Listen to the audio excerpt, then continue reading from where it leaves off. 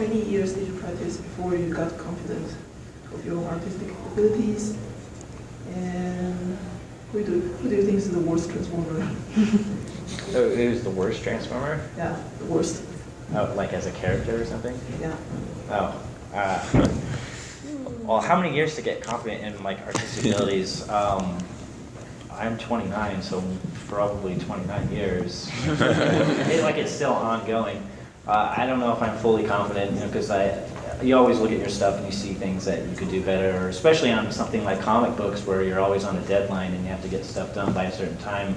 Sometimes you kind of just have to, when a page is finished, just kind of walk away and just leave it the way it is. You can't sit there and tweak forever, otherwise they'd never hire you again. So yeah, I don't think I'm really that confident in my stuff, but it's a growing thing. As an artist, you're always learning. And as far as the worst transformer, I think the worst one is probably the best one for me, just because I like him. Is World. He's a pretty big jerk, but I kind of like him. I mean, Overlord, right? Overlord. I mean, I don't know. He's got those lips though. Yeah. He is sexy. I mean, that's true. I just can't help it.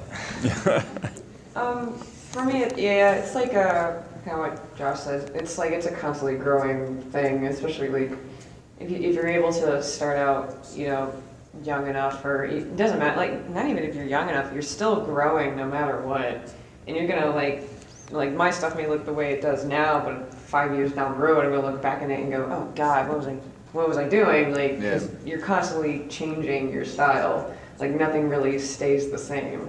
So, and it's a good thing to do, because then it just means you're learning new things and you're growing as an artist. And that way you can always just branch out and do different things too. And I guess as the worst transformer, like what Josh says, is my favorite, is I like Megatron. I think he's a badass. All right, yeah. Honing the craft, it's been, I've been drawing since I can remember. At what point did I get the confidence to, really try to do this? Right after high school, I graduated, and really, I am not very confident. I think most artists aren't as confident in their own stuff, but, when other people start telling you, dude, you're really good, you should do this, you should just go apply to comic companies. I'm like, all right, I guess I must be good enough if everybody's telling me that. So, then you get the rejection letter. But yeah, really, being part of the fandom, the fan art community, and having other people who do this and who read the comics say, hey, man, you're pretty good. You should go for this. That kind of helped me get the confidence to do that. And that would have been probably around the mid-2000s when I started seriously trying and sending out stuff. Boy, worst transformer, I don't know.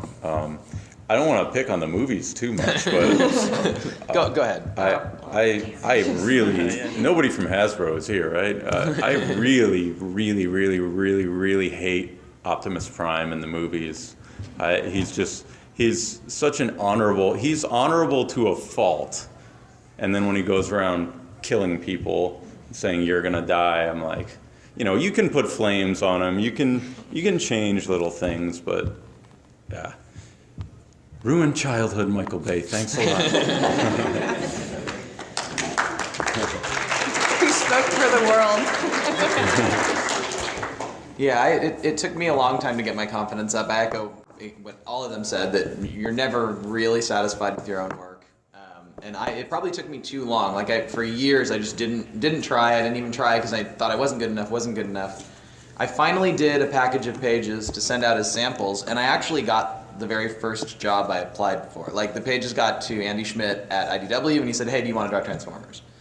Nice. So I was right. I was good enough at that time. But it took me 10 years of not even trying to get there, so I wasted a lot of time.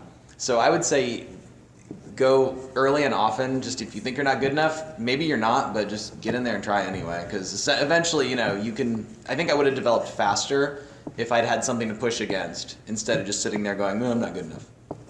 Something to add, actually, we have the magical world that is the internet. So it's like you have this community of fellow Transformers fans, and it's always like, and I found it like really good just to like bounce off other fans, like, oh, I drew this silly thing, and you drew this silly thing. Let's share all these silly things together, and like, and sort of like seeing that community that's always like, oh my God, your work is so great, and I just like keep drawing, just to like just draw for your friends, draw for yourself, like just keep drawing, like don't stop. It's like, when Brendan, if you push it hard enough, you're willing, because these people look on the internet, like editors do. They check out, like, I will say DeviantArt's not a really good place to go to anymore.